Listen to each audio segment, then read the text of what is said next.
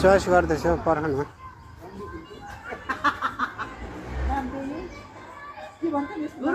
है है पर्ख हेर्छु है के अरे ल जसलाई फुल चाहिएको छ यहाँ लिएर जाने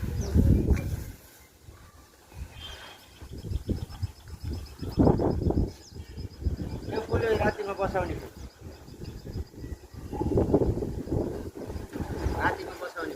के हो नि त